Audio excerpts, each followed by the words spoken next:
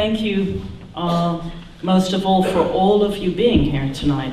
It's quite remarkable and extraordinary, the work that so many people in this room that I know have done this year on Gaza. And I'd like to pay tribute to that, to what you did, because I think we can all remember exactly where we were 1 year ago today, in January, witnessing the most extreme, barbaric, excruciating crime against humanity being enacted on the people in Gaza.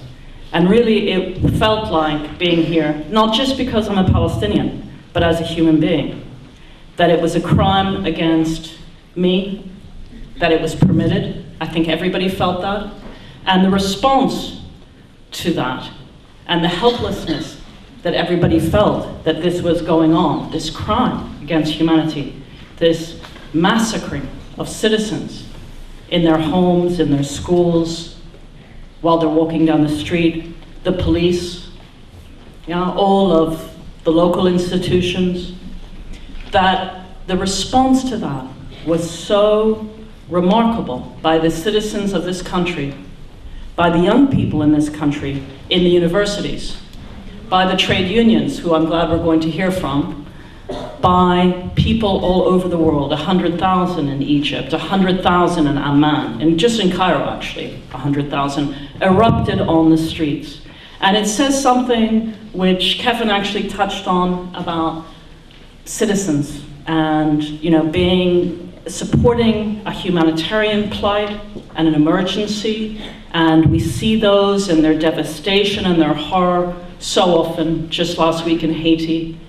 But there's something here that is essential about all of our humanity and the politics of this, which makes us just not civilians in Gaza or wherever Palestinians are suffering under a military occupation in the West Bank, or suffering in the refugee camps in an intolerable daily existence, but that we are citizens, sovereign citizens with the rights and the duties and the claims on each other. And that's what engendered this extraordinary response this year. So part of the terrible story is what they did, and not only what they did in Gaza, but what they're doing today. The Goldstone report, which came out, this huge long report, I don't know if all of you have read it, pointed out these crimes against humanity that happened. But the report also covered all of what had been happening in Gaza over those 2 preceding years.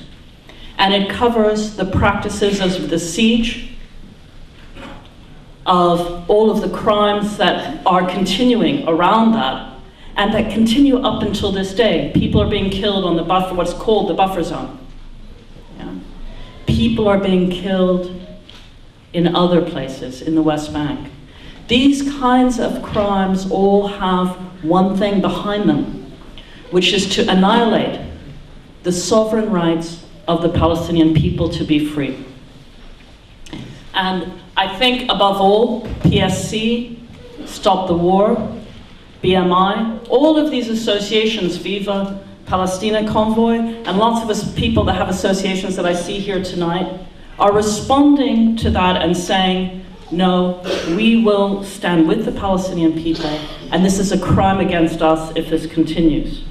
Now, one thing I'd like to talk about, I hope some other people are going to talk about boycott, divestment, sanctions. I think Hugh is, and it's been a very, very strong, very, very moral and principled response to this, nonviolent, direct, clear, and it's had a huge effect.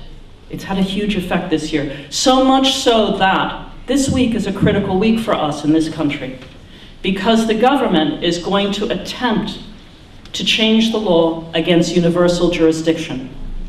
And this must not pass.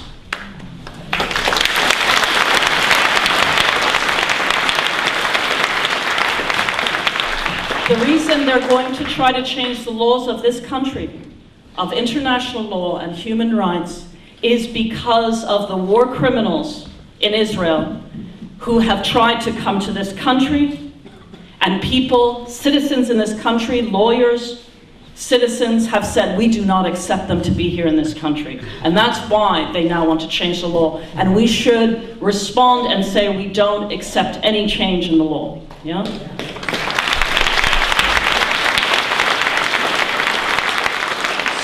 So all of this has come out of your activities, of the activities of citizens, of civil societies. And I've gone to Gaza a lot over this last year.